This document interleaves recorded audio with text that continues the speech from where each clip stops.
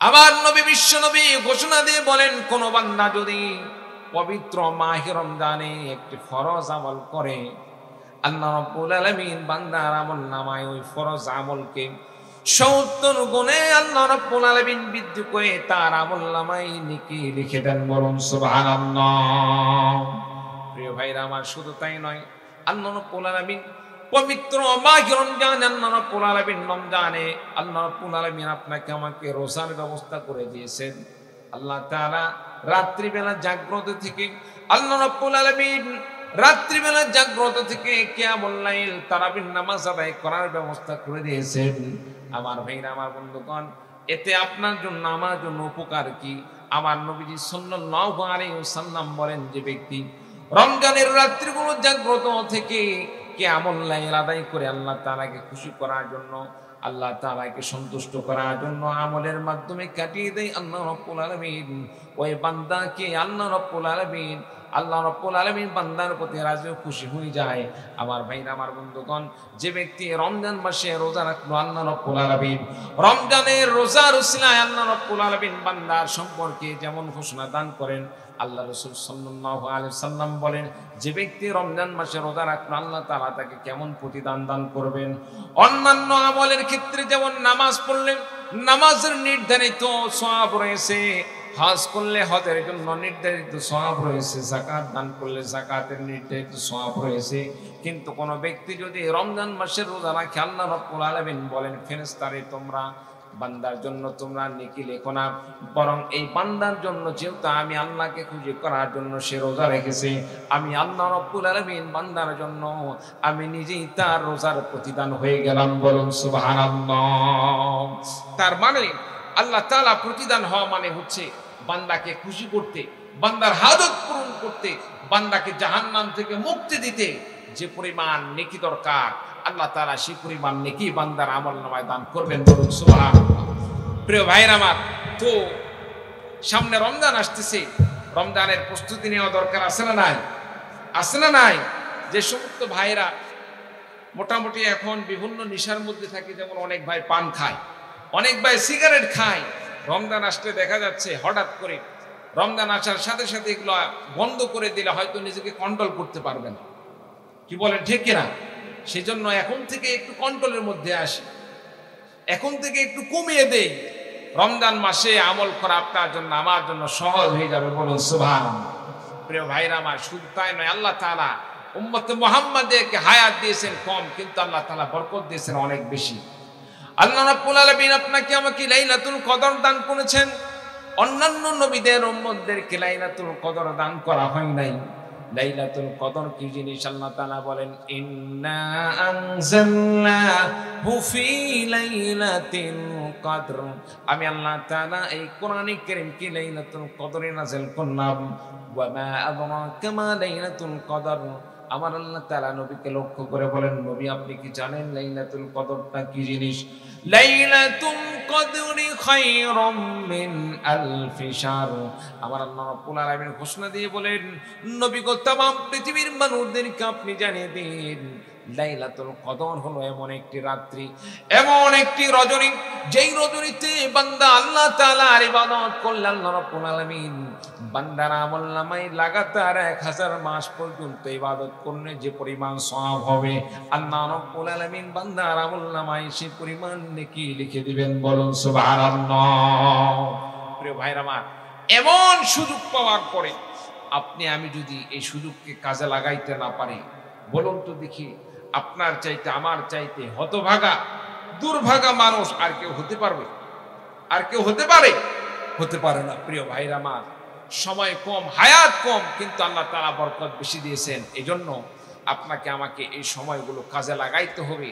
রমজানে রোজা রাখবো, রাত্রিবেলা ইবাদত করব, আর সাথে সাথে লাইলাতুল কদর পাওয়ার জন্য শেষের 10টি দিন আপনি আমি মসজিদে ইতিকাফ করব। প্রিয় ভাইরা আমার, ইতিকাফ করলে এমন পরিমাণ সওয়াব দেওয়া হয় বান্দাকে, দুনিয়ার যত রকম সওয়াব আছে আল্লাহ পাক বান্দার আমলনামায় সব রকম সওয়াব বান্দার আমলনামায় আল্লাহ তাআলা লিখে দেন। বলুন সুবহানাল্লাহ। প্রিয় ভাইরা আমার, দুনিয়ার যত সম্মানের চেয়ার আছে, যত ক্ষমতার চেয়ার রয়েছে, দুনিয়াতে যত চেয়ার রয়েছে সম্মানের চেয়ারগুলো, এই সমস্ত জিনিস ইলেকশনেই হোক আর সিলেকশনেই হোক, সমস্ত সম্মানের চেয়ার দেওয়ার মালিক হলেন আল্লাহ রাব্বুল আলামিন। পবিত্র কোরআনে কারীমের মধ্যে ঘোষণা দিয়ে বলেন, কুলিল্লাহুম্মা মালিকাল মুলকি তু'তিল মুলকা মান তাশাউ ওয়া তানজি'ুল মুলকা মিম্মান তাশাউ وتعز من تشاء وتذل من تشاء بيدك الخير إنك على كل شيء قدير জোরে জোরে বলুন আল্লাহু আকবার। প্রিয় ভাইরা আমার বন্ধুরা, আল্লাহ রাব্বুল আলামিন পবিত্র কোরআনে কারীমের মধ্যে ঘোষণা দিয়ে বলেন, নবী গো আপনি তামাম পৃথিবীর মানুষদেরকে ঘোষণা দিয়ে বলেন, কুলিল্লাহুম্মা মালিকাল মুলক।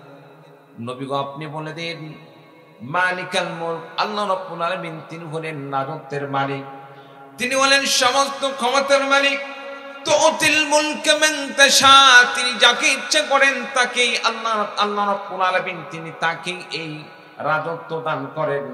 ওয়া তানজি'ুল মুলকা মিম্মান তাশা, এবং আল্লাহ রাব্বুল আলামিন যাকে ইচ্ছা করেন তার কাছ থেকে এই ক্ষমতাটাকে আল্লাহ রাব্বুল আলামিন ছিনিয়ে নেন। ওয়া তু'ইজ্জু মান তাশা ওয়া তুযিল্লু মান তাশা, আল্লাহ রাব্বুল আলামিন বলেন তিনি যাকে ইচ্ছা করেন তাকে সম্মান দান করেন, আবার যাকে ইচ্ছা করেন তার কাছ থেকে আল্লাহ রাব্বুল আলামিন সম্মানকে ছিনিয়ে দেন, তাকে লাঞ্ছিত করেন। বিয়াদিকাল খায়র, তার হাতে রয়েছে সমস্ত কল্যাণ। ইন্নাকা আলা কুল্লি শাইইন কাদির। আল্লাহ রাব্বুল আলামিন বললেন, নবী গো तमाम পৃথিবীর মানুষদেরকে আপনি জানিয়ে দিন, সম্মান দেওয়ার মালিক আল্লাহ, সম্মান ছিনিয়ে নেওয়ার মালিক আল্লাহ, রাজত্ব দেওয়ার মালিক আল্লাহ, রাজত্ব ছিনিয়ে নেওয়ার মালিক আল্লাহ, সমস্ত কল্যাণের মালিক হলেন আল্লাহ। তার মানে হলো দুনিয়াতে আল্লাহ যাকে ইচ্ছা করেন তাকে সম্মান দান করে, যাকে ইচ্ছা করেন তাকে আল্লাহ রাব্বুল আলামিন রাজত্ব দান করেন। আপনি আমি এখানে আল্লাহ রাব্বুল আলামিনের দুনিয়ার জান্নাতে সামিয়ানার নিচে বসে যে আসনটা গ্রহণ করে সম্মানশীল হয়েছি, এই সম্মান দেওয়ার মালিকটার নাম কি? আর একবার জোর বলেন না, নাম কি? আমার ভাইরা, আমার বন্ধুগণ, আপনার মতো আমার মতো অসংখ্য মানুষ বাড়িতে অবস্থান করতেছেন, তারা আসতে পারে নাই। তার মানে হলো তারা সম্মানিত হতে পারে নাই, তারা ইজ্জতওয়ালা হতে পারে নাই। আপনি আমি এখানে আসতে পেরেছি, এসেছি ইচ্ছায় আসি আর অনিচ্ছায় আসি। কোরআনের মাজলিসে যে ব্যক্তি উপস্থিত হবে, কোরআনের মাজলিসে যে ব্যক্তি অবস্থান করবে আল্লাহ রাব্বুল আলামিনের কাছে, ওই ব্যক্তিটা অবশ্যই অবশ্যই দুনিয়াতে আল্লাহ রাব্বুল আলামিনের কাছে সম্মানের পাত্র। বলুন সুবহানাল্লাহ। প্রিয় ভাইরা আমার, আল্লাহ রাব্বুল আলামিন আপনাকে আমাকে কবুল করেছেন বিধায় এখানে আসতে পেরেছি। আল্লাহ তাআলা কবুল না করলে কিন্তু আমরা আসতে পারতাম না। চিল্লা বলুন ঠিক কিনা? প্রিয় ভাইরা আমার, একটি জিনিস মনে রাখতে হবে, আল্লাহ তাআলা আমাকে ভালোবাসলেন, ভালোবেসে ইজ্জত দান করলেন, সম্মান দান করলেন। দুনিয়ার যত মাখলুক আছে, সমস্ত মাখলুকাতের মধ্যে শ্রেষ্ঠ মাখলুক হচ্ছে মানব জাতি। কি বলেন? মানব জাতি। কারণ আল্লাহ রাব্বুল আলামিন বলেছেন, লাকাদ খালাকনাল ইনসানা ফি আহসানি তাকওয়িম, আমি মানব জাতিকে সৃষ্টি করেছি সর্বোত্তম গঠন প্রণালীতে। তার মানে হচ্ছে অন্যান্য যত সৃষ্টিজীব রয়েছে, এই সমস্ত সৃষ্টিজীবের মধ্য থেকে আল্লাহ তাআলা মানব জাতিকে একটু আলাদা আঙ্গিকে তৈরি করেছেন। অন্যান্য সৃষ্টিজীবকে তৈরি করার সময় আল্লাহ তাআলা বলেছেন কুন হয়ে যাও, আর আল্লাহ তাআলা মানুষকে সৃষ্টি করার সময় আল্লাহ রাব্বুল আলামিন নিজ কুদরতি হাত দিয়ে মানুষের এই চেহারা মোবারককে আল্লাহ তাআলা বানিয়েছেন। বলুন সুবহানাল্লাহ। প্রিয় ভাইরা আমার, আল্লাহ তাআলা আপনাকে আমাকে সম্মান দান করলেন, আর সম্মান দেওয়ার পরে আল্লাহ তাআলা কিছু দিক নির্দেশনা দান করলেন। বান্দা, তোমাকে ইজ্জত দান করলাম, তুমি যদি এ পথে চলো, এভাবে চলো, তাহলে মৃত্যু পর্যন্ত তোমাকে সম্মানিত রাখবো। শুধু মৃত্যু নয়, আমি আল্লাহ তাআলা তোমাকে জান্নাত পর্যন্ত এই সম্মানের মর্যাদা দিয়ে রাখবো। বলুন সুবহানাল্লাহ। প্রিয় ভাইরা আমার, আজকে আমরা দুনিয়ার সামান্য কিছু লোভে পড়ে আমরা আমাদের নিজের পরিচয়গুলো আমরা ভুলে যাই, আমাদের নিজের পরিচয়গুলো আমরা ভুলে যাই। মানুষ হওয়া সত্ত্বেও আমাদের মধ্যে মানবতা থাকে না। আজকে মানবতা ভুলে আজকে আমরা শয়তানের যে সমস্ত কর্মকাণ্ড রয়েছে এই সমস্ত কর্মকাণ্ডের মধ্যে জড়িত হয়ে যায়। মানুষ হয়ে যদি আমরা মানুষের কাজ বাদ দিয়ে শয়তানের কাজের মধ্যে জড়িত হয়ে থাকি, বলুন তো দেখি আল্লাহ তাআলা খুশি হবেন না নারাজ হবেন? নারাজ হবেন। এই জন্য আপনাকে আমাকে আল্লাহ তাআলা যে দিক নির্দেশনা দান করছেন, যে সংবিধান দান করেছেন, যে বিধান দান করছেন, সে বিধান অনুযায়ী আমল করে চলতে হবে। চিল্লা বলুন ঠিক কিনা? প্রিয় ভাইরা আমার, শুধু তাই নয়, আল্লাহ রাব্বুল আলামিন আপনাকে আমাকে দুনিয়াতে প্রেরণ করেছেন। দুনিয়াতে প্রেরণ করার পরে আল্লাহ রাব্বুল আলামিন ঘোষণা দিয়ে দিলেন, বান্দারে আমি আল্লাহ তাআলা তোমাকে সংবিধান দান করলাম, পবিত্র কোরআনে কারীম দান করলাম। বান্দা তুমি যদি এই কোরআনে কারীমকে পড়ো, আমি আল্লাহ রাব্বুল আলামিন দুনিয়াতে তোমাকে ইজ্জত দান করব, সম্মান দান করব। আর আখিরাতে আমি আল্লাহ রাব্বুল আলামিন তোমাকে এই কোরআন মানার জন্য আমি আল্লাহ রাব্বুল আলামিন কঠিন হাসরের ময়দানে তোমাকে নাজাত দিয়ে জান্নাতে যাওয়ার ব্যবস্থা করে দেব। বলুন সুবহানাল্লাহ। প্রিয় ভাইরা আমার, কোরআনে কারীম কেমন জিনিস? দুনিয়ার যে সমস্ত বই আমরা পড়ি, এক সময় বই পড়ার পরে দেখা যায় 2 বছর পরে 3 বছর পরে সেই বইকে সংশোধন করা হয়। একটি রাষ্ট্রের সংবিধান থাকে, সরকার চেঞ্জ হয়ে যাওয়ার সঙ্গে সঙ্গে সংবিধান কিন্তু অনেক সময় পরিবর্তন হয়ে যায়। কি বলেন ঠিক কিনা? আমার ভাইরা, আমার বন্ধুগণ, মানুষকে আল্লাহ রাব্বুল আলামিন দুনিয়াতে এমন ভাবে পাঠাইলেন আর মানুষের জন্য এমন একটি সংবিধান দান করলেন, যেই সংবিধান আল্লাহ রাব্বুল আলামিন আজ থেকে 14.5 বছর আগে দান করলেন। এই সংবিধানকে কিয়ামত পর্যন্ত কোনো পরিবর্তন করতে হবে না, যে সম্পর্কে আল্লাহ রাব্বুল আলামিন পবিত্র কোরআনে কারীমের মধ্যে ঘোষণা দিয়ে বলেন, যালিকাল কিতাবু লা রাইবা ফীহি হুদাল লিল মুত্তাকিন। আল্লাহ রাব্বুল আলামিন বলেন, যালিকাল কিতাবু লা রাইবা ফীহি, ইহা হলো এমন একটি কিতাব, যে কিতাবের মধ্যে ভুল ত্রুটি তো দূরের কথা, সন্দেহ করার মতো কোনো অবকাশ নাই। তার মানে হলো কেউ যদি এরকম চিন্তা করে কোরআনের মধ্যে ভুল আছে, কোরআনের মধ্যে না যেন কোনো একটি ত্রুটি রয়েছে, এই কোরআন যদি সংশোধন করা হতো ভালো হইতো, এমন কোনো ব্যক্তি যদি এইরকম চিন্তাধারা নিয়ে কোরআন সম্পর্কে তার মন্তব্য হয়, আল্লাহর কসম করে বলছি তার নাম ঠিকানা ইসলামে হতে পারে না, তার নাম ঠিকানা চলে যায় ইসলামের বাইরে কাফেরদের কাতারে। চিন্না বলুন ঠিক কিনা? দুঃখের বিষয়, আজকে মুসলমানের ঘরে জন্মগ্রহণ করার পরে কোরআনকে সংশোধন করার কথা বলে, এত বড় সাহস তারা কোথায় পায়? প্রিয় ভাইরা আমার, এই সমস্ত মানুষদেরকে আমরাই কিন্তু সুযোগ করে দিয়েছি। তারা নাম ব্যবহার করে মুসলমানের, অথচ তারা ইহুদি খ্রিস্টানদের সাথে তলে তলে সম্পর্ক করে ইসলামকে আমার দেশ থেকে উঠে দেওয়ার জন্য, আমার দেশ থেকে কোরআন প্রেমিক ভাইদের কাছ থেকে কোরআনকে ছিনিয়ে নেওয়ার জন্য, কোরআনের সমাজকে, কোরআনের মাহফিলকে আমার দেশ থেকে উৎখাত করার জন্য সেই ইহুদি খ্রিস্টানদের কৃষ্টি কালচার অনুসরণ করে তারা চক্রান্ত করে আজকে কোরআনকে সংশোধনের কথা বলে, কোরআনের মধ্যে বিভিন্ন ভুলের কথা বলে। আল্লাহর কসম করে বলছে, মুসলমান এখনো পর্যন্ত আপনি আমি যদি সজাগ না হতে পারি, অদূর ভবিষ্যতে আপনার আমার সন্তানরা বেঈমানে পরিণত হয়ে যেতে পারে। চিল্লা বলুন ঠিক কিনা? প্রিয় ভাইরা আমার, এজন্য এদেশ আল্লাহ রাব্বুল আলামিন শতকরা 90% মুসলমানদেরকে আল্লাহ রাব্বুল আলামিন এদেশে বসবাস করার আল্লাহ রাব্বুল আলামিন তৌফিক দান করেছেন। এদেশের শতকরা 90 থেকে 95% মানুষ মুসলমান। এদেশকে অবশ্যই মুসলিম হিসাবে মুসলমানদের অধীনেই দেশটা অবস্থান করবে, দেশটা সাধারণত মুসলমানদের তত্ত্বাবধানেই চলবে। প্রিয় ভাইরা আমার, আমরা চাই সর্ব ধর্মের মানুষরা এই দেশে শান্তিতে অবস্থান করুক, কিন্তু আজকে 95% মানুষের মুসলমানদের এই দেশে যদি মুসলমানদেরকে কোনোভাবে এই দেশ থেকে উৎখাত করার ষড়যন্ত্র করা হয়, ইসলাম পালন করতে যদি বাধা প্রদান করা হয়, এই মুসলমানরা একবার যদি কোনোভাবে যদি আবার যদি ইসলামকে রক্ষা করার জন্য গর্দন সারে সামনে দিকে অগ্রসর হয়, ওই সমস্ত নাস্তিক মুরতাদরা পালানোর কোনো সুযোগ পাবে না। চিল্লা বলুন ঠিক কিনা? প্রিয় ভাইরা আমার দেশকে রক্ষা করার জন্য, ইসলামকে রক্ষা করার জন্য, আল্লাহর দ্বীনকে আল্লাহর জমিনে বাস্তবায়ন করার জন্য যদি আবার কোনোভাবে যদি আলেমদের পক্ষ থেকে 1971 সালে যেমন দেশের জন্য আমরা রক্ত জীবন দিয়েছিলাম, এবার যদি ইসলামকে রক্ষা করার জন্য, রক্ত দেওয়ার জন্য, জীবন দেওয়ার জন্য আলেমদের পক্ষ থেকে আহ্বান আসে, কোন কোন ভাই ইসলামের পক্ষে রক্ত দিয়ে প্রস্তুত আছেন? দুহাত তুলে দেখা। আমরা সকলে আল্লাহ তাআলার কাছে দোয়া করে আল্লাহ তাআলা আমাদেরকে কবুল করে। সকলে বলে আল্লাহুম্মা আমিন। আর জোরে বলেন আল্লাহুম্মা আমিন। বাস নামাজ। প্রিয় ভাইরা আমার, আমরা মুসলমান, আমরা কাপুরুষ নয়, আমরা বীর পুরুষ।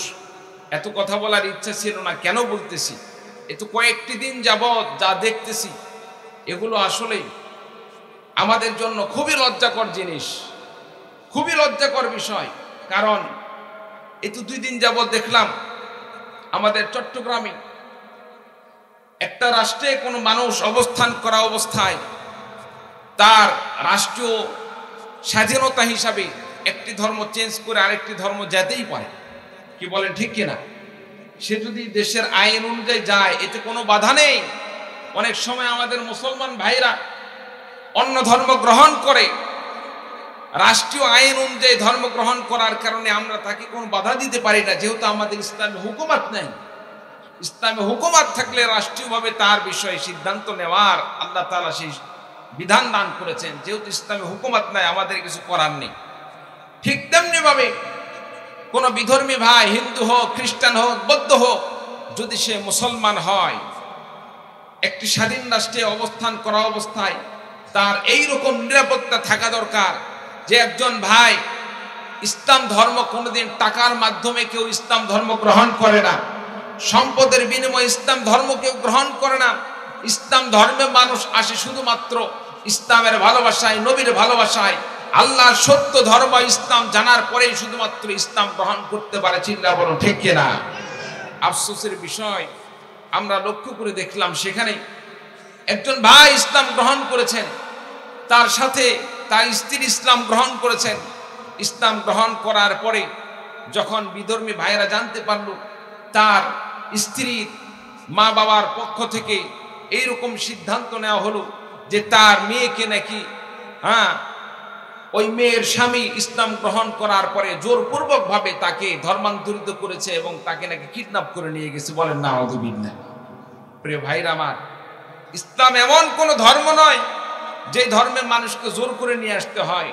পৃথিবীর লক্ষ লক্ষ মানুষ শুধু ইসলামের ভালোবাসা, ইসলামের সুন্দর আখলাক, ইসলামের সৌন্দর্যতা দেখে মানুষ আজকে ইসলামের দিকে ধাবিত হচ্ছে। চিল্লা বলুন, ঠিক কিনা?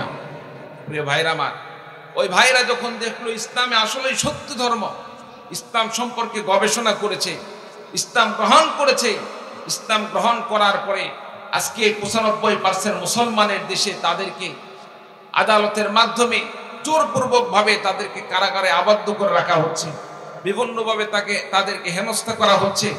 তাদের নামে, ওই মুসলিম ভাইয়ের নামে এভাবে মিথ্যা তহমত দেওয়া হচ্ছে। তার স্ত্রীকে নাকি জোরপূর্বক নিয়ে এসে তাকে স্ত্রীকে কিডন্যাপ করে নিয়ে আসা হয়েছে এবং তাকে ইসলাম ধর্ম গ্রহণ করা হয়েছে। অথচ এটা প্রমাণ করার জন্য যখন তার স্ত্রীর কাছ থেকে শোনা হলো আসল মূল বাস্তব ঘটনাটা কি, তার স্ত্রী যখন নিজের সত্য কথাটা প্রকাশ করে দিলেন যে তিনি স্বেচ্ছায় একজন যুবতী নারী হিসাবে তিনি তার নিজের জীবন সম্পর্কে সিদ্ধান্ত নিতে পারেন, সেই হিসাবে তিনি ইসলামকে স্বেচ্ছায় গ্রহণ করেছেন। কারো প্ররোচনায় পড়ে তিনি ইসলাম গ্রহণ করেন নাই, জেনে শুনে তিনি ইসলাম গ্রহণ করেছেন। প্রিয় ভাইরা আমার, এর চাইতে স্পষ্ট তার বক্তব্য আর কি হতে পারে একজন মুসলমানের পক্ষে? সম্মানিত উপস্থিতি, তারপরেও তাকে বিভিন্নভাবে জেরা করানো হচ্ছে। তারপরে এরপরেও তার স্বামীকে কারাগারে আবদ্ধ করে রাখা হচ্ছে। প্রিয় ভাইরা আমার, মনে রাখতে হবে, এদেশে আপনি আমি যে দলের লোক হই না কেন, আপনি আমি কিন্তু মুসলমান। কি বলেন, ঠিক কিনা? আপনাকে আমাকে দেশে থাকতে হবে। আপনার আমার সন্তান, ভবিষ্যৎ প্রজন্ম মুসলমান হিসাবে থাকবে এবং তার জন্য আপনাকে আমাকে যা করার সব কিছু করতে হবে। প্রিয় ভাইরা আমার, এখান থেকে সাবধান করে দেই, যেই সমস্ত কাফের মুশরিকরা আমার সেই নও-মুসলিম ভাই বোনদের প্রতি অত্যাচার করেছে, জুলুম করেছে, তাদেরকে বিভিন্নভাবে হেনস্থা করেছে, আজকে আমরা মুসলমানরা বসে আছি, মনে করো না যে আমরা বসে থাকার জাতি। প্রয়োজনে আমরা যদি আরেকবার হুঙ্কার দিই, আরেকবার মাঠে ময়দানে আমরা ঝাঁপিয়ে পড়ি, তোমাদের পালানোর কোনো সুযোগ থাকবে না। কারণ তোমরা তো এই প্রজন্ম এসেছো, তোমাদের 14 গোষ্ঠী আগের প্রজন্মগুলোকে, আমার নবীর সময়ের সেই শিরকি যুগের সেই শিরকগুলোকে আমার নবীর মাধ্যমে, আমার নবীর সাহাবায়ে কেরামদের মাধ্যমে তাদেরকে, তোমাদের দাদাদেরকে আমরা পরাজিত করেছিলাম। চিন্তা বরং ঠিক না? প্রিয় ভাইরা আমার, এই জন্য আসুন সচেতন হই, সজাগ হই। আপনি যে কোনো দলের হতে পারেন, কোনো সমস্যা নেই, কিন্তু ইসলামের প্রশ্নে আমরা সকলে দলমত নির্বিশেষে আপনি আমি মুসলমান। ইসলাম আছে, ইসলাম থাকবে। ইসলামকে এদেশ থেকে তাড়ানোর জন্য যারা ষড়যন্ত্র করবে তাদেরকে আমরা বয়কট করবে এবং উত্তম তাদেরকে জবাব দিয়ে দিব। চিল্লা বলুন ঠিক না? প্রিয় ভাইরা আমার, ইসলামকে দুনিয়াতে হেফাজত করতে হলে ইসলামকে তো হেফাজত করবেন আল্লাহ, তবে ইসলাম হেফাজতের একটি মাধ্যম লাগে, একটি উসিলা লাগে। আল্লাহ রাব্বুল আলামিন এই দিনকে কিন্তু মানুষের উপর আল্লাহ তাআলা দান করেছেন। আমার ভাইরা, আমার বন্ধুগণ, আল্লাহ রাব্বুল আলামিন এই কোরআনকে তো আল্লাহ তাআলা মানুষকে না দিয়ে অন্যান্য প্রাণীর উপর দিতে পারতেন, তাদের উপর দেওয়ার আল্লাহ তাআলা ইচ্ছা পোষণ করেছিলেন, কিন্তু তারা বলেছিল আমরা কেউই গ্রহণ করব না। আমরা মানব জাতি গ্রহণ করেছি এই কোরআনকে, আমরা মৃত্যু পর্যন্ত বুকে আগলে রাখবো। মৃত্যু পর্যন্ত আমরা কোরআনকে হেফাজতের পিছনে আমরা সর্বাত্মকভাবে চেষ্টা করব। রাজি আছি তো ইনশাআল্লাহ? রাজি আছি তো ইনশাআল্লাহ? প্রয়োজনে রক্ত জীবন দিয়ে হলেও কোরআনকে রক্ষা করব। কে কে রাজি আছেন? তো হাত তুলে দেখা।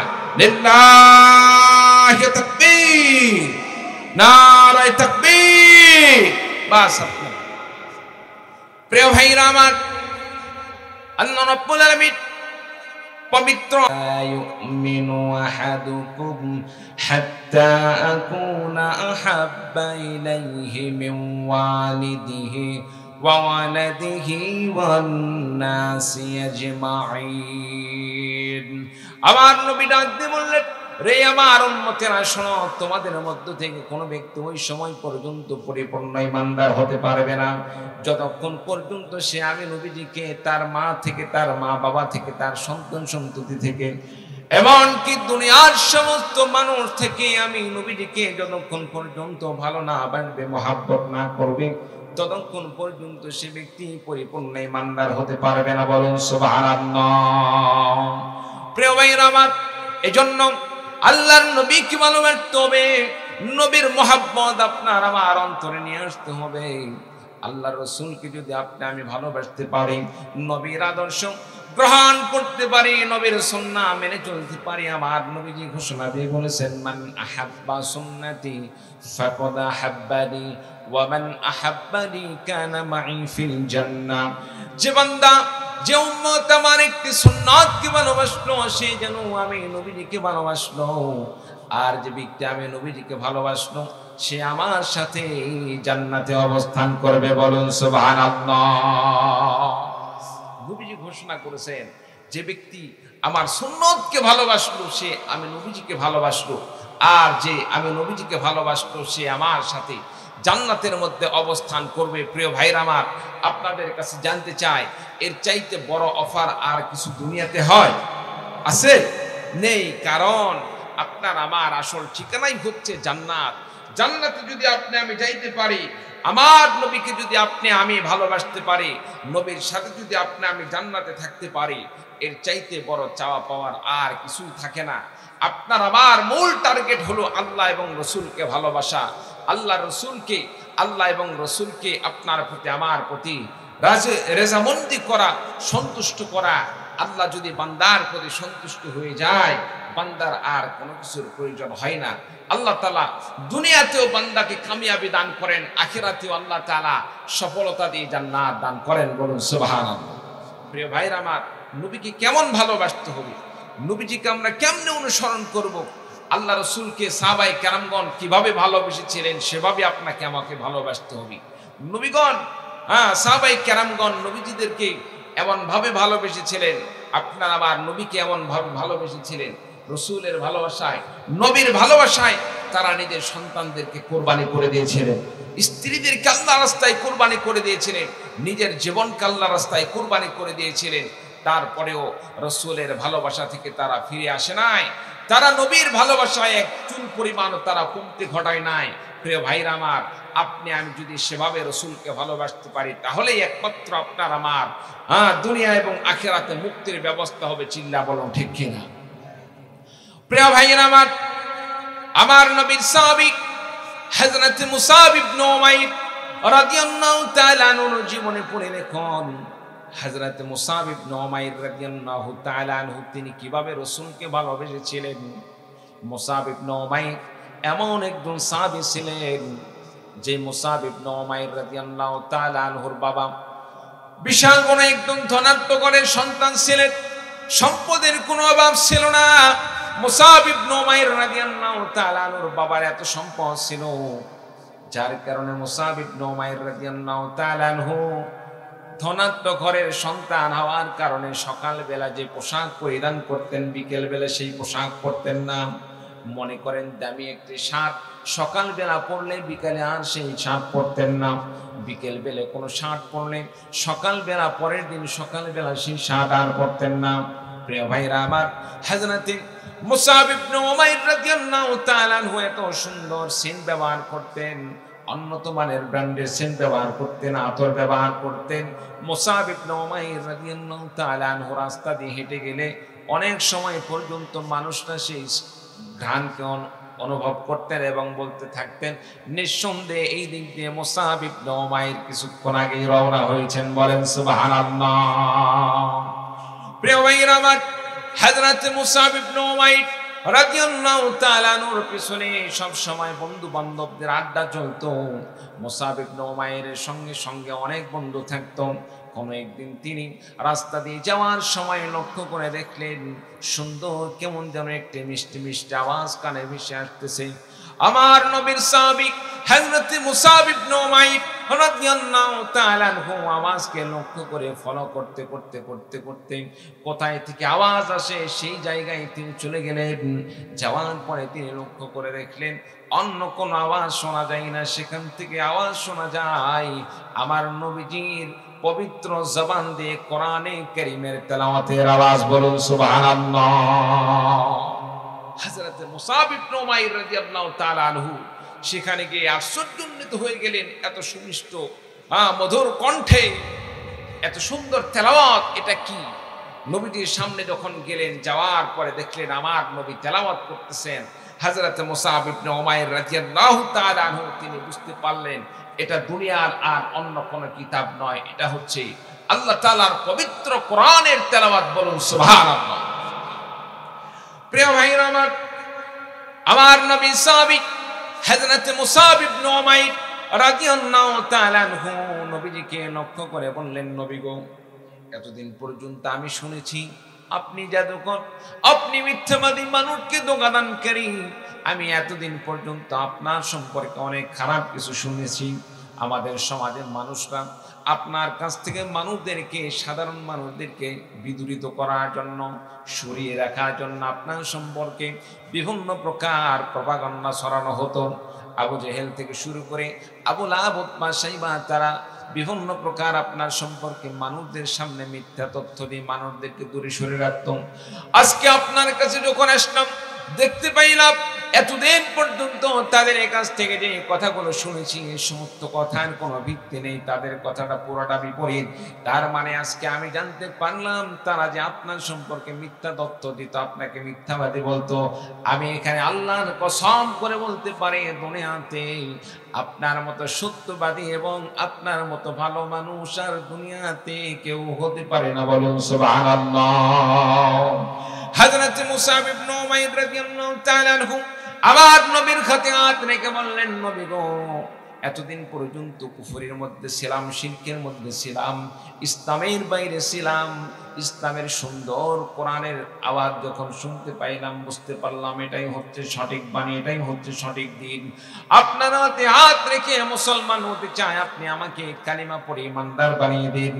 আমার নবীজি বললেন, মুসাব রে শোনো, ইমানদার বানিয়ে দিব, তবে শোনো, ইসলাম গ্রহণ করার পরে বিভিন্নভাবে তোমার প্রতি অত্যাচার আসবে, আল্লাহর পক্ষ থেকে বিভিন্ন প্রকার তোমার প্রতি পরীক্ষা আসবে, এমনকি তোমার মা বাবা পর্যন্ত তোমাকে বয়কট করতে পারে, ঘর ছাড়তে হতে পারে, সম্পদ ছাড়তে হতে পারে, মা বাবা ছাড়তে হতে পারে, বন্ধু বান্ধব ছাড়তে হতে পারে। ইসলামের জন্য তুমি কি সব ছাড়তে পারবে?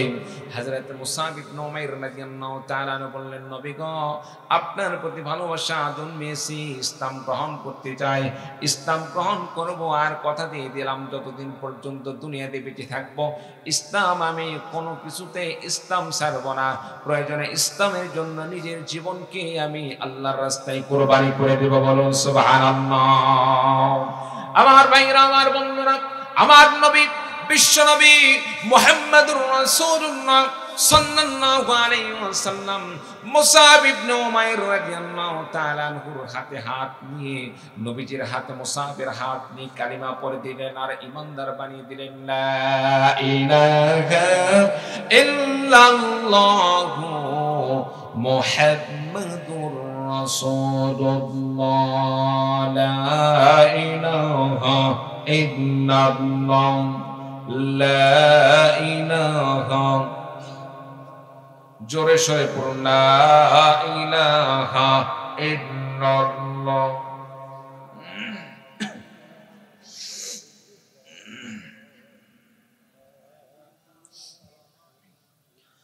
লা ইলাহা ইল্লাল্লাহ, লা ইলাহা,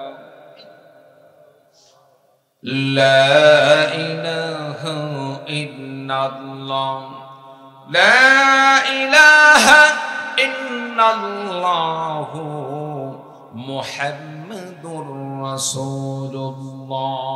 সকলেই পড়ুন সাল্লাল্লাহু আলাইহি ওয়াসাল্লাম। বাবাজিরা খারাপ লাগে? শেষ করে দিব? প্রিয় ভাই সব, আমরা তো এখানে এসেছি আল্লাহর সন্তুষ্টির জন্য, কি বলেন ঠিক কিনা? প্রিয় ভাইরা আমার, হযরত মুসাব ইবনে উমাইর রাদিয়াল্লাহু তাআলা আনহু মুসলমান হয়ে গেলেন, ইসলাম গ্রহণ করলেন। ইসলাম গ্রহণ করার পরে নবীজি বলেছিলেন, তোমার মা বাবা তোমাকে বয়কট করবে, তোমার বাড়ি ছাড়তে হতে পারে। মুসাব ইবনে উমাইর রাদিয়াল্লাহু তাআলা আনহুর মা বাবা যখন জানতে পারলেন, বাবা তো আগেই দুনিয়া থেকে বিদায় নিয়ে চলে গেছেন, মা যখন জানতে পারলেন ইসলাম গ্রহণ করেছে, সন্তান আর আমাদের ধর্মে নেই, তখন মুসাব ইবনে উমাইর রাদিয়াল্লাহু তাআলা আনহুর মা, তার মামু আর ইত্যাদি যা আছে তাদেরকে নিয়ে তিনি সিদ্ধান্ত নিলেন সন্তানকে আর বাড়িতে রাখা যাবে না, তাকে এখন যে কোনো ভাবেই হোক ইসলাম থেকে ফিরিয়ে রাখতে হবে। যার কারণে সন্তানকে কারাগারে আবদ্ধ করলেন। নির্যাতন শুরু হয়ে গেল যে মুসাব ইবনে উমাইর রাদিয়াল্লাহু তাআলা আনহু সকালে সুন্দর পোশাক পরলে বিকালে সেই পোশাক পরতেন না। এখন মুসাব ইবনে উমাইর রাদিয়াল্লাহু তাআলা আনহুর গায়ে সেই সুন্দর পোশাক আর ওঠে না। সানার চটের পোশাক মুসাব ইবনে উমাইর রাদিয়াল্লাহু তাআলা আনহুর শরীরে শোভা পাচ্ছে শুধুমাত্র একমাত্র আল্লাহর দ্বীন গ্রহণ করার কারণে, ইসলাম গ্রহণ করার কারণে। চিল্লা বলুন ঠিক কিনা? প্রিয় ভাইরা আমার, যে মা সন্তানের মনের চাহিদা মেটানোর জন্য যত টাকা দরকার তত টাকা দান করছে, সন্তানের ভালোবাসার জন্য, সন্তানের দুনিয়াতে একটু সুখ শান্তির জন্য যা দরকার সব কিছু দিয়ে দিয়েছে, এখন সেই মা মুসাব ইবনে উমাইর রাদিয়াল্লাহু তাআলা আনহুকে কারাগারে আবদ্ধ করে রাখতেছে। নির্যাতনের যত প্রকার চেষ্টা আছে সব চালিয়ে যাচ্ছে। এক পর্যায়ে যখন কোনো কিছুতেই হচ্ছে না, মুসাব ইবনে উমাইর রাদিয়াল্লাহু তাআলা আনহু খাবার খায় না, শরীরটা ভেঙে পড়ল। মুসাব ইবনে উমাইর রাদিয়াল্লাহু তাআলা আনহু মার কাছে আবেদন করল, মা একটাবার আমাকে ছেড়ে দাও, আমি আর আসবো না। প্রিয় ভাইরা আমার, মার মন যতই সে কঠোর হোক না কেন, সন্তানের প্রতি অভিমান থাকতে থাকতে এক পর্যায়ে মায়ের মন কিন্তু, মায়ের মন থেকে অভিমান দূর হয়ে গিয়ে সন্তানের ভালোবাসা প্রমাণ করতে গিয়ে সন্তানের প্রতি একটু হলেও দয়ার প্রকাশ পায়। চিল্লা বলো ঠিক না? প্রিয় ভাইরা আমার, মুসাব ইবনে উমাইর রাদিয়াল্লাহু তাআলা আনহুর মা সন্তানের কান্নাকাটি দেখে, সন্তানের অবস্থান দেখে তিনি সিদ্ধান্ত নিলেন সন্তানের হাত ছেড়ে দিবেন। হাতে পায়ে যে বেড়ি পরা ছিল, হাতে পায়ে বেড়ি ছেড়ে দিলেন। মুসাব ইবনে উমাইর রাদিয়াল্লাহু তাআলা আনহু তিনি এবার নবীর দরবারে চলে গেলেন। বলেন সুবহানাল্লাহ। প্রিয় ভাইরা আমার, আমার নবীর সাহাবী হযরত মুসাব ইবনে উমাইর রাদিয়াল্লাহু তাআলা আনহু যখন নবীজির দরবারে চলে গেলেন, আমার নবীর দরবারে যখন চলে গেলেন, নবীজির সামনে যখন গেলেন, নবীজির সামনে যাওয়ার সময় সাহাবায়ে কেরামগণ হযরতে মুসাব ইবনে উমাইর রাদিয়াল্লাহু তাআলা আনহু সম্পর্কে নবীজিকে লক্ষ্য করে বলতেছেন, নবীজি ওই যে আপনার সাহাবী মুসাব আসতেছে। আমার নবীজি দূর থেকে লক্ষ্য করে দেখতেছেন, এটা তো সেই মুসাব, যে মুসাব কারাগারে আবদ্ধ থাকার কথা, কিভাবে ছাড়া পাইল। এক পর্যায়ে আমার নবী লক্ষ্য করে দেখলেন মুসাব ইবনে উমাইর রাদিয়াল্লাহু তাআলা আনহু যেমন সুন্দর দেহ অধিকারী ছিলেন, না খাইতে না খাইতে এখন সেই সুন্দর দেহটা নেই। মুসাব ইবনে উমাইর রাদিয়াল্লাহু তাআলা আনহুর গায়ে যে সুন্দর পোশাক থাকতো, আজকে সেই সুন্দর পোশাক নেই। সুন্দর পোশাকের পরিবর্তে মুসাব ইবনে উমাইরের গায়ে চটের পোশাক উঠেছে। আমার নবীজি সাল্লাল্লাহু আলাইহি ওয়াসাল্লাম মুসাব ইবনে উমাইর রাদিয়াল্লাহু তাআলা আনহুকে সঙ্গে নিলেন, কাছে নিলেন, জড়িয়ে ধরলেন। মুসাব ইবনে উমাইরকে লক্ষ্য করে বললেন, মুসাব রে শোনো, তোমাকে কিন্তু ইসলাম গ্রহণ করার সময় আমি বলেছিলাম, ইসলাম গ্রহণ করলে বিভিন্ন প্রকার তোমার উপর আল্লাহর পরীক্ষা নেবে, তোমার উপর বিভিন্ন প্রকার নির্যাতন শুরু হয়ে যেতে পারে। তোমার মা বাবা তোমাকে বয়কট করবে, তোমার সুন্দর পোশাক নাও থাকতে পারে, তোমার বন্ধু বান্ধব তোমাকে বয়কট করে চলে যেতে পারে, তোমার উপর বিভিন্ন প্রকার অত্যাচার শুরু হয়ে যেতে পারে, নির্যাতন শুরু হয়ে যেতে পারে। তুমি মেনে নিতে পারবে কেন? আজকে লক্ষ্য করে দেখতেছি তোমার সেই দিন চলে এসেছে, তোমার উপর অত্যাচার শুরু হয়ে গেছে, নির্যাতন শুরু হয়ে গেছে। আমার নবী সাহাবী হযরত মুসাব ইবনে উমাইর রাদিয়াল্লাহু তাআলা আনহু নবীজিকে লক্ষ্য করে বললেন, নবী গো শোনেন, আমি একটা কথা বলি আপনাকে, ইসলাম গ্রহণ করার পূর্বে আমার গায়ে সুন্দর সুন্দর পোশাক ছিল, আমার সুন্দর পোশাকের কোনো কমতি ছিল না, আমার বন্ধু বান্ধবের সংখ্যা কম ছিল না, মা বাবার ভালোবাসার কমতি ছিল না, বাবার সম্পদ কমতি ছিল না, আমার কোনো সম্পদ কমতি ছিল না। কিন্তু একটি কথা বলে, ইসলাম গ্রহণ করার কারণে আজকে আমার সেই সম্পদগুলো হয়তো আমার কাছ থেকে হাতছাড়া হয়ে গিয়েছে। আল্লাহর কসম করে বলছি, সে সময় আমার অন্তরে যে পরিমাণ আত্মপ্রশান্তি ছিল, আল্লাহ রাব্বুল আলামিন ইসলাম গ্রহণ করার পরে তার চাইতে লক্ষ কোটি গুণে বেশি শান্তি আল্লাহ তাআলা আমার অন্তরে দান করেছেন। বলুন সুবহানাল্লাহ। প্রিয় ভাইরা আমার, এটাই হলো প্রকৃতপক্ষে মুসলমানের আলামত, প্রকৃতপক্ষে ঈমানের আলামত। ইসলাম গ্রহণ করার পরে যে ব্যক্তি ইসলাম গ্রহণ করে, ইসলাম গ্রহণ করার পরে হাজারো অত্যাচার আসলে, জুলুম আসলে, নির্যাতন হলে ওই ব্যক্তি ইসলাম থেকে এক চুল পরিমাণ পিছপা হয় না, বরং ইসলামের জন্য তার জীবনটাকে আল্লাহর রাস্তায় কুরবানি করে দেয়। যার বাস্তব প্রমাণ, যার বাস্তব উদাহরণ ফিলিস্তিনের জমিনে দেখেন, আরাকানের জমিনে দেখেন, কাশ্মীরের জমিনে দেখেন। আমার ভাইরা, আমার বন্ধুগণ, যারা ইসলাম গ্রহণ করেছে, ঈমানের পক্ষে সংগ্রাম করতেছে, ঈমানের পক্ষে সংগ্রাম করতে গিয়ে সন্তানদেরকে হারিয়েছেন, স্ত্রীদেরকে হারিয়েছেন, স্ত্রীদেরকে হারানোর পরে নিজের জীবনটাও আল্লাহর রাস্তায় কুরবানি হয়ে যাবে, তারপরেও তাদের অন্তর এক চুল পরিমাণও পিছপা হয় না, ঈমান থেকে পিছপা হয় না, বরং তারা ইসলামের জন্য আরো উজ্জীবিত হয়ে নিজের জীবনকে আল্লাহর রাস্তায় কুরবানি করে দেয়। চিল্লা বলুন ঠিক কিনা? ফিলিস্তিনের জমিনে এক বাবা, তার মোটামুটি 4-5টা সন্তান ছিল, সব সন্তানগুলো আল্লাহ রাস্তায় কুরবানি করে দিয়েছেন, তারা শহীদ হয়ে গিয়েছেন। শহীদ হয়ে যাওয়ার পরে এই বাবা কিছু মিষ্টান্ন বিতরণ করতেছেন, কিছু আমরা যেমন খুশি হলে কি করি, মিষ্টি বিতরণ করি, ওই বাবা এরকম মিষ্টান্ন বিতরণ করতেছেন। সাংবাদিক তাকে প্রশ্ন করে, ভাই আপনি কেন মিষ্টান্ন বিতরণ করতেছেন? প্রিয় ভাইরা আমার, সেই বাবা সাংবাদিককে লক্ষ্য করে বলেন, সাংবাদিকের প্রশ্নের উত্তরে বলতেছেন, আমি আল্লাহ তাআলার কৃতজ্ঞতা স্বীকার করছি, আমি আল্লাহ তাআলার প্রতি আমি শুকরিয়া আদায় করছি যে আমি আল্লাহ তাআলার কাছে এত কবুল হয়ে গিয়েছি, আমার জন্ম দেওয়া 5টা সন্তান আল্লাহর রাস্তায় কুরবানি হয়ে গিয়েছে, আমি 5 জন শহীদের বাবা। চিল্লা বলুন সুবহানাল্লাহ। প্রিয় ভাইরা আমার, তাদের অন্তরে আল্লাহ তাআলা কেমন ঈমানি জজবা দান করেছেন, কেমন ইসলামী চেতনা দান করেছেন। তারা ইসলামের জন্য 5টা সন্তান দান করেছেন, তারপরেও তারা পিছপা হয় না, তারা নিজেরাও নিজের জীবন কুরবানি করতে প্রস্তুত। আর আমরা কি করি? আমাদের কি অবস্থা? জিহাদের ময়দান বাদ দিলাম, অনেক সময় ইসলাম বিদ্বেষী কোনো কর্মকাণ্ড হলে প্রতিবাদমূলক আপনাদের এলাকার মসজিদ থেকে ইমাম সাহেব বলেন যে অমুক গোল চত্বরে প্রতিবাদমূলক মিছিল হবে, সেখানে প্রতিবাদ সভা হবে, সকলকে সেখানে থাকার অনুরোধ করা হলো। প্রিয় ভাইরা আমার, মসজিদে সবাই হাত তুলে ঠিক আছে আমরা সকলেই থাকবো, কিন্তু মাঠে গিয়ে দেখা যায় একজন তাকে মসজিদের একটা মুসল্লিকেও সেখানে খুঁজে পাওয়া যায় না। এরকম হয় কি হয় না? জোরে বলেন, হয় কি হয় না? প্রিয় ভাইরা আমার, এটা ঈমানের পরিচয় না, এটা ঈমানের পরিচয় নয়, এটা মুনাফিকের পরিচয়। প্রিয় ভাইরা আমার, যে কথা বলতেছিলাম, ইসলাম তো আল্লাহ হেফাজত করবেন, কিন্তু এই ইসলাম হেফাজতের পিছনে আপনার আমার যদি ভূমিকা থাকে, আল্লাহ তাআলা হাসরের ময়দানে এর ওসিলা আল্লাহ তাআলা আপনাকে আমাকে মাফ করে জান্নাত দান করবেন। বলেন সুবহানাল্লাহ। প্রিয় ভাইরা আমার, হযরত মুসাব ইবনে উমাইর রাদিয়াল্লাহু তাআলা আনহু আমার নবীর কাছে গেলেন। নবীজি সিদ্ধান্ত নিলেন মুসাব ইবনে উমাইরকে এখানে রাখা যাবে না, কারণ মুসাব ইবনে উমাইরকে যদি এখানে রাখা হয়, কাফের মুশরিকরা যে কোনো সময় মুসাব ইবনে উমাইরকে পাইলে সঙ্গে সঙ্গে মুসাব ইবনে উমাইরকে দুনিয়া থেকে উৎখাত করে ফেলে দিবে। এই জন্য আমার নবী সিদ্ধান্ত নিলেন, মুসাবরে এখানে থাকা হবে না। আমি নবী সিদ্ধান্ত জানালাম, তুমি এখন এখান থেকে চলে যাও হাবশায় হিজরত করে চলে যাও।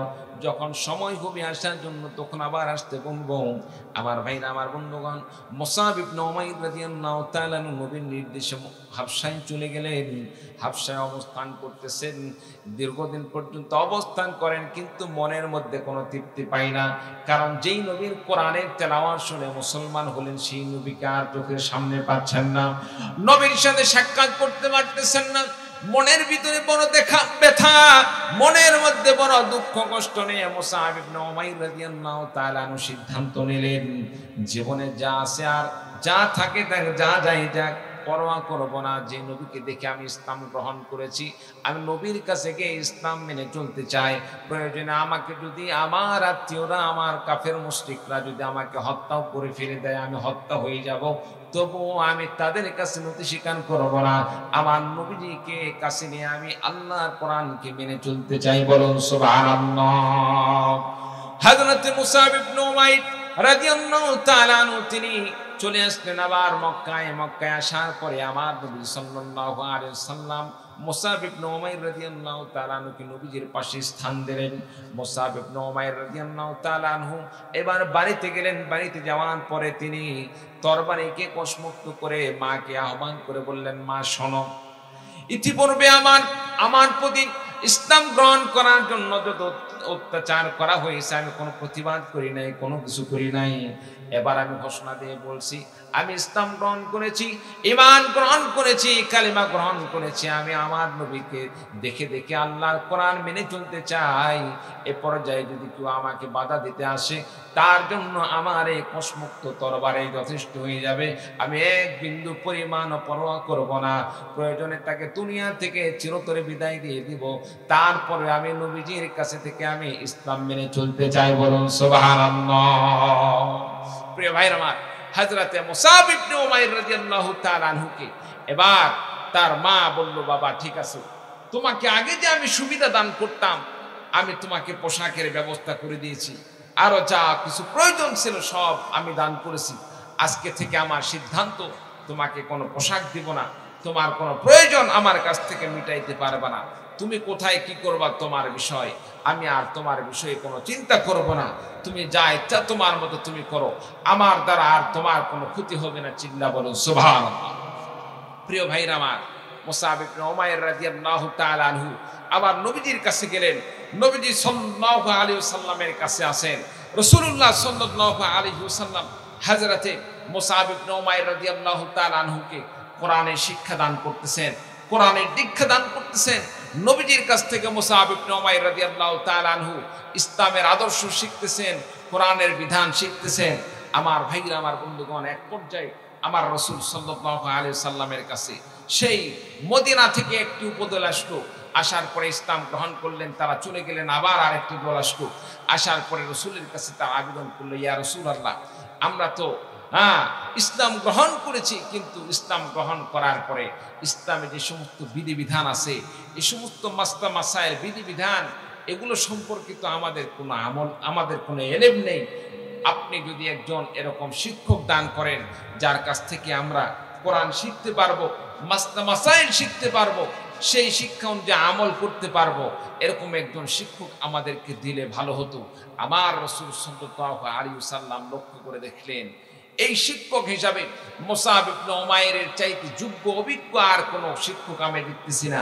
আল্লাহ রাসূল সাল্লাল্লাহু আলাইহি ওয়াসাল্লাম হযরতে মুসআব ইবনে উমাইর রাদিয়াল্লাহু তাআলা আনহুকে বললেন, মুসআব, আমার পক্ষ থেকে তুমি মদিনায় চলে যাও, সেখানে গিয়ে তুমি দাওয়াতের কাজ করবে এবং দিনে ইসলাম সেখানে প্রচারের কাজ করবে, দিন শিক্ষার জন্য সেখানে মুআল্লিম হিসাবে সেখানকার সাহাবায়ে কেরামদেরকে ইসলাম শিক্ষা দান করবেন। বলুন সুবহানাল্লাহ।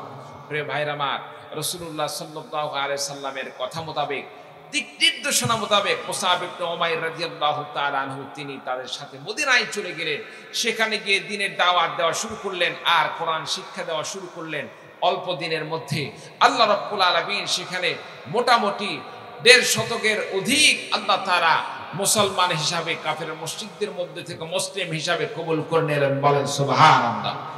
প্রিয় ভাইরা আমার, মুসআব ইবনে উমাইর রাদিয়াল্লাহু তাআলা আনহু তিনি একজন বিচক্ষণ যুবক ছিলেন। কোথায় গিয়ে দাওয়াত দিলে বেশি কাজ হবে এই জিনিসটা তিনি এই টেকনিকটা বেশি খাটাইতেন। যেমন একটি গ্রুপ থাকলে সেই গ্রুপের একজন কিন্তু লিডার থাকে। কি বলেন, থাকে কি থাকে না? আমাদের দেশে যতগুলো দল আছে, বিএনপি, জামাত, জাতীয় পার্টি, তারপরে জাসদ, বাসদ ইত্যাদি যতগুলো আছে, প্রত্যেকটা দলের একটা নেতা আছে না, প্রধান আছে। মুসআব ইবনে উমাইর রাদিয়াল্লাহু তাআলা আনহু তিনি টার্গেট করতেন এই গ্রুপের লিডারকে। লিডারের কাছে গিয়ে তিনি দ্বীনের দাওয়াত দান করতেন, ইসলাম বুঝাইতেন। যখন লিডার ইসলাম গ্রহণ করত, লিডারের সাথে সাথে বাকিগুলো ইসলামের ছায়াতলে চলে আসতো। বলুন সুবহানাল্লাহ। প্রিয় ভাইরা আমার, এই কথা যখন মদিনার কাফেরদের লিডারদের কানে গেল, তখন এক পর্যায়ে তারা মুসআব ইবনে উমাইর রাদিয়াল্লাহু তাআলা আনহুর বিরোধিতা করা শুরু করে দিল। ইতিমধ্যে আমার নবী সাল্লাল্লাহু আলাইহি সাল্লাম মদিনায় হিজরত করলেন। মদিনায় হিজরত করার পরে আল্লাহ তাআলা ঈমানদারদের জন্য তখন থেকে আল্লাহ রাব্বুল আলামিন জিহাদ ফরজের বিধান নাযিল করে দিলেন। বলুন সুবহানাল্লাহ। প্রিয় ভাইরা আমার, জিহাদ শুরু হয়ে গেল ইসলাম রক্ষার জন্য। মদিনায় হিজরতের আগে কিন্তু জিহাদ ছিল না। হিজরতের পরে আল্লাহ রাব্বুল আলামিন ইসলামে জিহাদ দান করলেন। আল্লাহ রাসূল সাল্লাল্লাহু আলাইহি সাল্লাম জিহাদ শুরু করে দিলেন। আমার ভাইরা, আমার বন্ধুগণ, অনেকগুলো জিহাদ বাস্তবায়িত হলো। যেমন ইসলামের সর্বপ্রথম বিজয় দান করেছিলেন বদর যুদ্ধ। সেই বদর যুদ্ধটাও কিন্তু হয়েছিল রমজান মাসে। চিল্লা বলুন ঠিক না? প্রিয় ভাইরা আমার নবীজি রমজান মাসে শুধু রোজা রাখলেই পারতেন, কিন্তু আমার নবী শুধু রোজা রাখেন নাই, বরং ইসলামের চাহিদা যখন যেই রকম আসবে, ইসলামের চাহিদা মিটানোর জন্য তখন সেই অবস্থা গ্রহণ করতে হবে। এটাই হচ্ছে ইসলাম। চিল্লা বলেন ঠিক না? প্রিয় ভাইরা আমার, আল্লাহ রাসূল সাল্লাল্লাহু আলাইহি সাল্লামের নেতৃত্বে অনেক যুদ্ধ জিহাদে আল্লাহ তাআলা মুসলমানদেরকে বিজয় দান করেছেন। তার মধ্যে সর্বপ্রথম যে অন্যতম বিজয়, সেটা হচ্ছে বদর যুদ্ধ। প্রিয় ভাইরা আমার, বদর যুদ্ধে মুসলমানদের সংখ্যা বেশি ছিল না, মুসলমানদের সংখ্যা কম ছিল, কাফেরদের অনেক সংখ্যা ছিল। কিন্তু মুসলমানদের সংখ্যা কম হলেও আল্লাহ তাআলা মুসলমানদের অন্তরের মধ্যে ইমানি জজবা, ইমানি শক্তি দান করেছিলেন। চিল্লা বলেন ঠিক কিনা? এর দ্বারা প্রমাণ হয়ে যায় যে মুসলমানদের বিজয় কোনোদিন সংখ্যা দিয়ে আসে না, মুসলমানদের বিজয় আসে ইমানি শক্তি, ইমানি কুওয়াত দ্বারা। চিল্লা বলেন ঠিক কিনা? প্রিয় ভাইরা আমার, এরপরে যখন উহুদ যুদ্ধ শুরু হয়ে গেল, আমার রাসূল সাল্লাল্লাহু আলাইহি সাল্লাম যুদ্ধের সময় তিনি সিদ্ধান্ত নিলেন কালেমার ঝান্ডাটা কার হাতে তুলে দিবেন। আমার নবীজি সিদ্ধান্ত নিলেন এই কালেমার ঝান্ডাটা তুলে দিবেন হযরত মুসআব ইবনে উমাইর রাদিয়াল্লাহু তাআলা আনহুর হাতে। বলেন সুবহানাল্লাহ। প্রিয় ভাইরা আমার, মুসআব ইবনে উমাইর রাদিয়াল্লাহু তাআলা আনহুর হাতে কালেমার ঝান্ডা তুলে দিলেন। মুসআব ইবনে উমাইর রাদিয়াল্লাহু তাআলা আনহু ঝান্ডা নিয়ে জিহাদের মধ্যে শরীক হয়ে গেলেন। আর নবীজি ঘোষণা দিয়ে দিলেন, মুসআব শোনো, যতক্ষণ পর্যন্ত তোমার হাতে যতক্ষণ পর্যন্ত আল্লাহ তাআলা তোমার দেহে জীবন রাখবে, ততক্ষণ পর্যন্ত কালিমা যেন, কালিমা খুশিত পতাকা যেন অস্তমিত না হয়, ততক্ষণ পর্যন্ত কালিমার এই ঝান্ডা যেন জমিনে না পড়ে। মুসআব ইবনে উমাইর রাদিয়াল্লাহু তাআলা আনহু সে কথায় রাখলেন। জিহাদের ময়দানে ডান হাত কাটা হয়ে গেল, বাম হাত দিয়ে পতাকা ধরলেন, বাম হাত কাটা হয়ে গেল। আবার তিনি দাঁত দিয়ে কামড়ে পতাকা আলগিয়ে রাখলেন। তারপরেও রাসূলের সাথে যে ওয়াদা করেছেন সেই ওয়াদা ভঙ্গ করেন নাই। বলেন সুবহানাল্লাহ। প্রিয় ভাইরা আমার, এটা ছিল তাদের ইসলামী ইমানি চেতনা। ইসলামের জন্য, ইমানের জন্য তারা নিজের জীবন পর্যন্ত কুরবানি করে দিয়েছেন। তাদের হাত আল্লাহর রাস্তায় কুরবানি করে দিয়েছেন। হাত কুরবানি হয়ে যাওয়ার পরে দাঁত দিয়ে কামড়ে পতাকা আগলিয়ে রেখেছিলেন। এরপরে জীবন চলে গেল প্রিয় ভাইরা আমার, তারপরেও কাফেরদের কাছে তারা নতি স্বীকার করে নাই। এটাই হলো রাসূলের আসল সাহাবী, এটাই হলো নবীদের সাহাবীদের আদর্শ ছিল। আপনি আমি যদি এমন ইমানের জজবা নিয়ে দুনিয়াতে আল্লাহর কোরআনের পক্ষে লড়ে যায়, আল্লাহ তাআলা আপনাকে আমাকে দুনিয়াতে সম্মান দান করবেন, আখিরাতে আল্লাহ রাব্বুল আলামিন ইজ্জত দান করে আল্লাহ রাব্বুল আলামিন জান্নাত দান করবেন। বলেন সুবহানাল্লাহ। প্রিয় ভাইরা আমার, বড় আফসোসের বিষয়, আজকে আমরা কোরআন মানতে পারি না, বরং আমরা করি কি, কোরআনের বিরুদ্ধাচরণ করে। চিল্লা বলেন ঠিক কিনা? আমার ভাইরা আমার বন্ধুগণ, যদি কোন ব্যক্তি কোরআনের বিরুদ্ধে যায়, কোরআনের বিরুদ্ধে ষড়যন্ত্র করে, এই সমস্ত ব্যক্তিদের অবস্থান কি হবে, তাদের সম্পর্কে আল্লাহ তাআলা কোরআনে কারীমের মধ্যে কি বলেন? আল্লাহ রাব্বুল আলামিন বলেন, ইন্নাল্লাযীনা কাযযাবু বিআয়াতিনা ওয়াস্তাকবারু আনহা লা তুফাত্তাহু লাহুম আবওয়াবুস সামাই ওয়া লা ইয়াদখুলুনাল জান্নাতা হাত্তা ইয়ালিজাল জামালু ফি সাম্মিল খিয়াত ওয়া কাযালিকা নাজজিল মুজরিমিন। প্রিয় ভাইরা আমার, আজকে যারা কোরআনের কথা শোনার পরে কোরআনের কথা মানতে পারে না, কোরআনের কথা শুনলেই যাদের গায়ে আগুন জ্বলে যায়, আমার ভাইরা আমার বন্ধুগণ, কোরআনের বিরুদ্ধাচরণ কিভাবে করা যাবে? তাফসীর মাহফিল মেনে নিতে পারে না, তাফসীর মাহফিলের কিভাবে বিরুদ্ধাচরণ করা যায়, তাদের সম্পর্কে আল্লাহ তাআলা বলেন, কাযযাবু বিআয়াতিনা, যারা কোরআনে কারীমকে অস্বীকার করলো, ইস্তাকবারু আনহা, কোরআন প্রতি যারা বিভিন্ন প্রকার বিশুদ্ধার করলো, আত্মহামিকা প্রকাশ করলো, আল্লাহ তাআলা তাদের সম্পর্কে বলেন, লা তুফাত্তাহু লাহুম আবওয়াবুস সামা, তাদের জন্য আল্লাহ রাব্বুল আলামিনের পক্ষ থেকে আসমানের দরজাগুলো খোলা হবে না। তার মানে হলো তাদের কোন আমল আসমানের দরজা দিয়ে ওভারটেক করে উপরে যাবে না। ওয়ালা ইয়াদখুলুনাল জান্নাতা, আমার আল্লাহ রাব্বুল আলামিন না দিয়ে বলেন, এমনকি তারা জান্নাতে প্রবেশ করবে না, হাত্তা ইয়ালিজাল জামালু ফি সাম্মিল খিয়ার, তাদের জান্নাতে প্রবেশ করাটা কেমন দুষ্কর বিষয় হলো। আমার ভাইরা আমার বন্ধুগণ, যারা কোরআনকে পাওয়ার পরে কোরআন মানলো না, ইসলামকে পাওয়ার পরে ইসলাম মানলো না, তাদের জান্নাতে প্রবেশ করাটা এত দুষ্কর বিষয় হবে। একটা সূচের ছিদ্র দিয়ে একটি উট প্রবেশ করা যেমন আশ্চর্যকর বিষয়, একটা সূচের ছিদ্র দিয়ে যেমন উট প্রবেশ করতে পারে না, এর চাইতে আরো বড় আশ্চর্য বিষয় হলো একজন কাফের বেঈমান সে জান্নাতে প্রবেশ করা। বলুন নাউযুবিল্লাহ। প্রিয় ভাইরা আমার, আল্লাহ রাব্বুল আলামিন আমাদেরকে এমন গুনাহ থেকে, শিরকি কুফরি গুনাহ থেকে বেঁচে থাকার মতো তৌফিক দান করুন। সকলে বলি আল্লাহুম্মা আমিন। আর জোরে বলেন আল্লাহুম্মা আমিন। আমার ভাইরা আমার বন্ধুগণ, আল্লাহ তাআলা বলেন, যারা কুফরি করলো, শিরক করলো, কুফরি করলো, আল্লাহকে অস্বীকার করলো, কোরআনকে অমান্য করলো, কোরআনের বাণী পাওয়ার পরে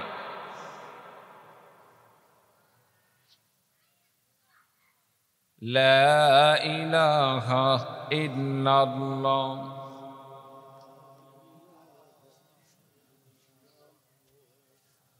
সিজদায় পড়ে গিয়ে সিজদারত অবস্থায় তার মৃত্যু হয়ে যেতে পারে। প্রিয় ভাইরা আমার, সেই যুবককে অনেক কষ্ট করে এক পর্যায়ে সে সিজদায় পড়লো, সিজদায় গিয়ে আল্লাহকে সিজদা দিয়ে সিজদারত অবস্থায় তার মৃত্যু হয়ে গেল। বলুন সুবহানাল্লাহ। প্রিয় ভাইরা আমার, ইসলামকে রক্ষা করার জন্য ফিলিস্তিনের জমিনে যে সমস্ত বান্দারা জীবন দান করলেন, আল্লাহ রাস্তায় জীবন কুরবানি করে দিলেন, এদেরকে মৃত বলা যাবে না। এরা তো আপনার মতো আমার মতো, আপনি আমি সাধারণভাবে মারা গেলে যে আপনাকে আমাকে যেভাবে লাশ বলা হবে, তারা এমন সাধারণ লাশ নয়। আল্লাহ রাব্বুল আলামিন তাদের সম্পর্কে বলেন, ওয়ালা তাকুলু লিমান ইয়াকতালু ফি সাবিলিল্লাহি আমওয়াত, যে সমস্ত ব্যক্তিরা দুনিয়াতে আল্লাহর দ্বীনকে সমুন্নত রাখার জন্য, আল্লাহর দ্বীনকে জিন্দা রাখার জন্য যারা নিজেকে আল্লাহর রাস্তায় কোরবানি করে দিয়েছেন, আল্লাহর রাস্তায় জিহাদ করতে করতে নিজের জীবন দিয়ে দিয়েছেন। যারা দুনিয়া থেকে বিদায় দিয়ে চলে গেছেন তাদেরকে তোমরা মৃত বলো না, বরং তারা হচ্ছে আল্লাহ তাআলার কাছে শহীদ এবং তারা আল্লাহ তাআলার কাছে তারা জীবিত। আমার ভাইরা, আমার বন্ধুগণ, আল্লাহ রাব্বুল আলামিন বলেন, আমি আল্লাহ রাব্বুল আলামিনের পক্ষ থেকে এই সমস্ত বান্দারা বরং রিজিক প্রাপ্ত হয়। বলুন সুবহানাল্লাহ। শহীদদের আরেকটি মর্যাদা কি, দুনিয়া থেকে যখন মানুষরা বিদায় নিয়ে চলে যাবে হাসরের ময়দানে আল্লাহ রাব্বুল আলামিন মানুষদেরকে যখন পুনরুত্থিত করবেন, পুনরুত্থিত করার পরে মানুষরা যখন হিসাব দেওয়ার জন্য সেদিন চিন্তার মধ্যে পড়ে থাকবেন, দৌড়াদৌড়ি ছোটাছুটি করতে থাকবে, কিভাবে হিসাব দেব, পলায়ন করার জন্য চেষ্টা করবে, কিন্তু কোথায় ভাগবেন, কোথায় পলায়ন করবেন, সেখানে পলায়ন করার মতো কোনো জায়গা থাকবে না, ভাগার মতো কোনো জায়গা থাকবে না, সেখানে সব কিছু থাকবে আমার আল্লাহ রাব্বুল আলামিনের হাতের মুঠোয়।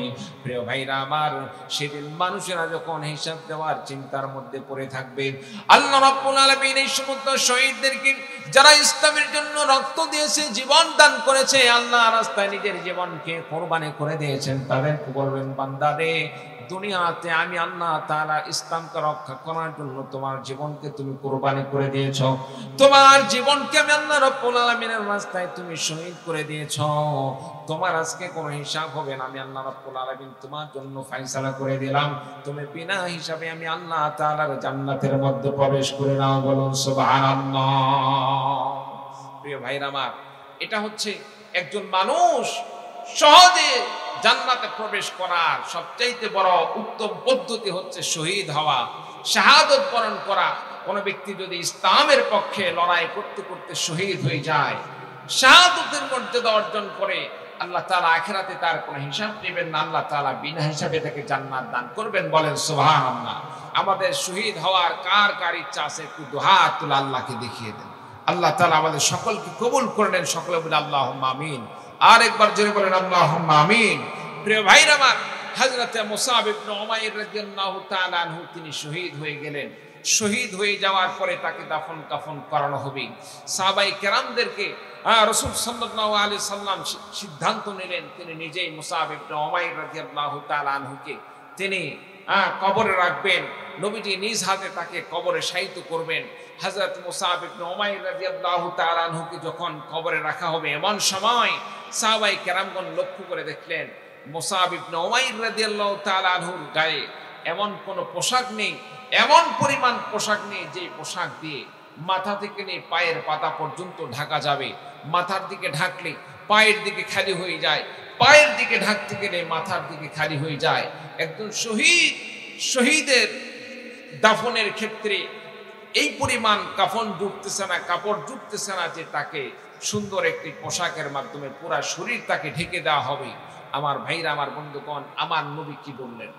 আমার নবী এমন সময় সাহাবায়ে কেরামদেরকে লক্ষ্য করে বললেন, রে আমার সাহাবীরা শোনো, যে মুসাব ইবনে উমাইর রাদিয়াল্লাহু তাআলা আনহু ইসলামের জন্য নিজের বাড়িঘর ছেড়েছেন, ইসলামের জন্য তার সুন্দর সুন্দর পোশাকগুলো ছেড়েছেন, ইসলামের জন্য তার বন্ধু বান্ধবকে ছেড়েছেন, ইসলামের জন্য মা বাবা তাকে বয়কট করেছে, সব কিছু সে মেনে নিয়েছে একমাত্র ইসলামের জন্য। আমার ভাইরা, আমার বন্ধুগণ, আমার নবীজি এইবার সাহাবীদেরকে লক্ষ্য করে বলতেছেন, সাহাবীরা শোনো, যেই মুসাব ইবনে উমাইর ইসলামের জন্য সব তিনি ত্যাগ স্বীকার করে নিলেন, এই মুসাব ইবনে উমাইরের কাফনের ব্যবস্থা দুনিয়ার সাধারণ কোন কাপড়ের মাধ্যমে হবে না। আমার আল্লাহ রাব্বুল আলামিন মুসাব ইবনে উমাইর রাদিয়াল্লাহু তাআলা আনহুর সুন্দর কাফনের ব্যবস্থা আল্লাহ রাব্বুল আলামিন জান্নাতের কাপড়ের মাধ্যমে ব্যবস্থা করে দিবেন। বলুন সুবহানাল্লাহ। প্রিয় ভাইরা আমার, এটা ছিল সাহাবাদের ইসলামের প্রতি তাদের জজবা, ইসলামের প্রতি তাদের কৃতিত্বতা প্রকাশ করা, ইসলামের জন্য তাদের ত্যাগ স্বীকার করা। আমার ভাইরা, আমার বন্ধুগণ, এই জন্য আসুন, আজকে ইসলামকে মিটে দেওয়ার জন্য বিভিন্ন দিক থেকে বিভিন্নভাবে ষড়যন্ত্র হচ্ছে। আমার ভাইরা, আমার বন্ধুগণ, সব ভেদাভেদ আমাদেরকে ভুলে গিয়ে কিসের চরমনায়, কিসের তাবলীগ, কিসের জামাত, কিসের হেফাজত, সব বাদ দিয়ে আপনি আমি সাধারণত মুসলমান মুসলিম, এটাই আপনার আমার পরিচয়। আমার ভাইরা, আমার বন্ধুগণ, ইসলাম রক্ষার আন্দোলনে আপনাকে আমাকে সকলকে ঐক্যবদ্ধ হতে হবে, এক কাতারে থাকতে হবে। ইসলামের জন্য সকলকে আল্লাহর হস্তে নিজের জীবন প্রয়োজনে কুরবানি করে দিতে হবে। চিল্লা বলো ঠিক কিনা? আমার ভাইরা, আমার বন্ধুগণ, আজকে বহির্বিশ্বে দেখেন, আপনার ফিলিস্তিনে দেখেন, ইসলামকে ধ্বংস করার জন্য ইহুদিরা কেমন ষড়যন্ত্র করতেছে। তারপরে আরাকানে মুসলমানদেরকে কিভাবে হত্যা করলো। তারপরে আরো বিভিন্ন রাষ্ট্রে ইসলামকে ধ্বংস করার জন্য অনেক ষড়যন্ত্র চালিয়ে গেল। তাদের এই সমস্ত চেষ্টা কখনোই সফল হবে না, কারণ কোরআনকে হেফাজত করার দায়িত্ব আমার আল্লাহ তাআলা নিয়েছেন। এটা আল্লাহ রাব্বুল আলামিন স্বয়ং নিজে ঘোষণা করেছেন। সুতরাং আল্লাহর কোরআনকে মুখের ফুয়ের মাধ্যমে কেউ দুনিয়া থেকে উঠিয়ে দিবে, এটা আদৌ কোনোভাবে এটা সম্ভব হবে না। আল্লাহ রাব্বুল আলামিন স্বয়ং নিজেই তিনি কোরআন হেফাজত করবেন। বলুন সুবহানাল্লাহ। প্রিয় ভাইরা আমার, এই তো সামনে আসতেছে শবে বরাত, এরপরে আসতেছে পবিত্র মাহে রমজান। পবিত্র মাহে রমজান মুসলমানদের একটি সুবর্ণ সুযোগ। এ মাসে আপনি আমি যদি নেক আমল করি, আল্লাহ রাব্বুল আলামিন অনেক নেকি দান করবেন। বলে কেমন নেকি? প্রিয় ভাইরা আমার, রমজান মাস তো এমন একটি মাস যে মাসে আল্লাহ তাআলা পবিত্র কোরআন নাযিল করেছেন। বলেন সুবহানাল্লাহ। আল্লাহ তাআলা লাইলাতুল কদর দান করেছেন। বলেন সুবহানাল্লাহ। প্রিয় ভাইরা আমার, পবিত্র মাহে রমজানে বান্দাদেরকে কেমন নেকি দান করবেন, আর কেনই বা রমজানের জন্য এখন থেকে আমাদেরকে প্রস্তুতি নিতে হবে? রমজান তো এমন একটি মাস যে মাসে আমলে কোনো গাফলতি করা যাবে না। এখন থেকে রমজানের জন্য প্রস্তুতি নিতে হবে, কারণ রমজানে কোনো ব্যক্তি যদি একটি নফল আমল করে, আল্লাহ তাআলা বান্দার আমল নামায় নফল আমলকে ফরজের সমতুল্য আল্লাহ তাআলা সওয়াবে পরিণত করে দেন। বলেন সুবহানাল্লাহ। অথচ লক্ষ কোটি ফরজ নফলকে যদি একত্রিত করা হয়, একটা ফরজের সমতুল্য সওয়াব হয় না। আমার ভাইরা, আমার বন্ধুগণ, শুধু রমজানের উসিলায় আল্লাহ রাব্বুল আলামিন এমন নেকি দান করবেন। বলেন সুবহানাল্লাহ।